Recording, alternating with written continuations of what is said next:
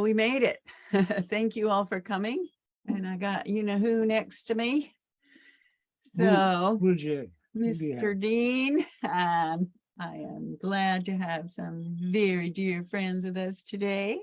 We'll just go ahead and play a little meditation here, opening up for the next 4 affirmations that we're going to be working with today. That would be respect, empowerment, balance, and harmony. And I can't say how important these are to me right now. It's pretty exciting. So let's all just take a few deep breaths and kind of find our center here.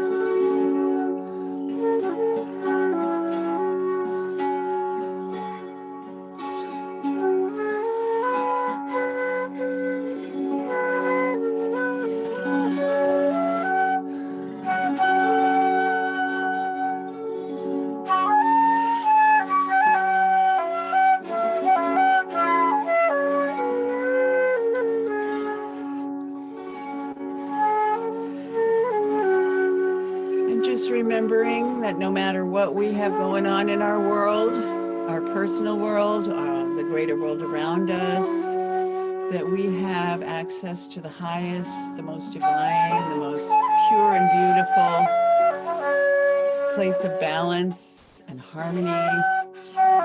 And we can heal whatever it is that's troubling us.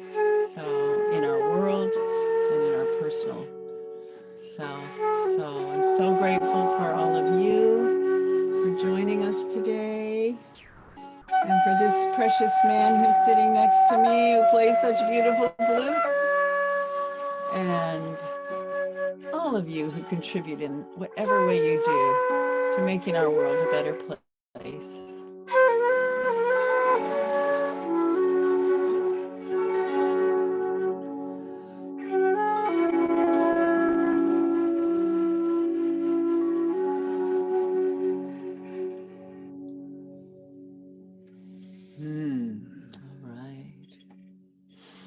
Well, hey there. So now I'm going to share my screen and let you go. You can read with me along the first affirmation, which is respect. And myself having, kind of come out of this painful period, and I'm learning about my own body, but I have great respect for pain. I have to say that. So when I wrote this affirmation originally, it was, about respecting all beings. So please join me in reading along. So this is number 33 in a year of guided meditations. It's respect. I have deep respect for all beings. I show respect and consideration for people around me, no matter their age, race, sex, or position. Everyone I come across receives my thoughtful consideration.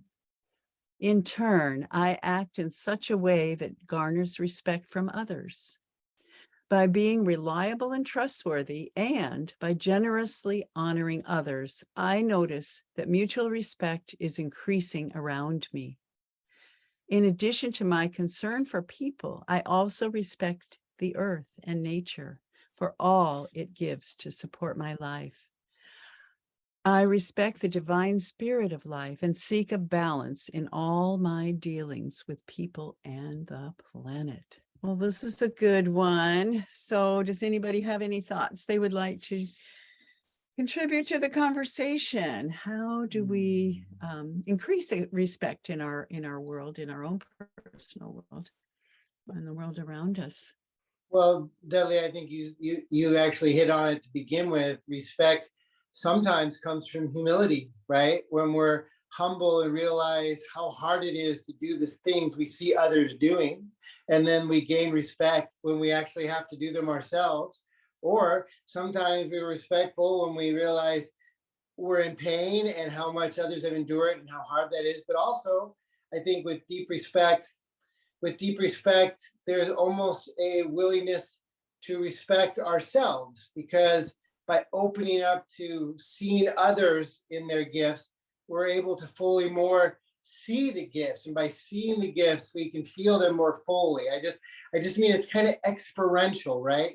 For respect to be respect, you both feel it and you receive it. And hopefully, what I like about respect is when it's mutual and there's a full circuit, and you can see respect as it rotates. It's like, I respect you, you respect me, and then so much more can happen, so much more breath can happen, because when there's lack of respect, that's when we have meltdowns. That's where people aren't communicating with clarity and coherence. So respect also becomes this communication piece, the way that we create respectful boundaries, the way that we create our respectful communication. So yeah, I think you really spoke to it there in the beginning, and yeah, and so much more. So thank you. Thank you so much. Well, I think, again, it's like, I want people to respect me. Well, heck, respect them. It's kind of like it goes around, comes around,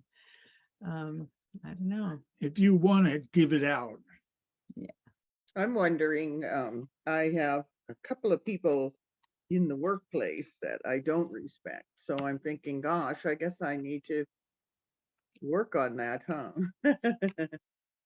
So I don't know. I don't know how do you get respect when you don't feel it for somebody, I Well, guess we're all worthy, so they should be just as worthy. But I don't know. I find them to be incompetent and they're in a leadership role, so I don't respect. But I need to turn that around to be a better human being. I just don't know how. I think the other thing is, right at this, I often teach people about the telepathic agreement. Right now, you have a telepathic agreement with those people that says, whenever you think about them, you're not necessarily respecting them. So you might focus on trying to find things in them that you do respect and try to lift them up, so that when you put your thoughts onto them, you're at least respecting them to the best of your ability. It grows, it takes some work, and I can totally understand what you're saying about people who are incompetent and they're in leadership, and then they're frustrating, and then. But if we're constantly projecting, oh, they're not going to do it right and they're wrong and they're bad, or They'll do that. they'll keep doing Right. that. So you might surprise yourself and them in a way, when you can find a way to shift your perspective of them. I don't know. I guess if I just love them as another human being outside of the role that they have, that I don't, maybe somehow I can, it'll overflow into, I don't know. But I definitely need to work on it, and at least not, like you say, not say things about disrespecting them and all. I shouldn't add to that unkindness. I should be showering it with love, huh? So Well, you definitely don't want to talk about them around in the business. You don't want to add to the gossip of the business. That can be really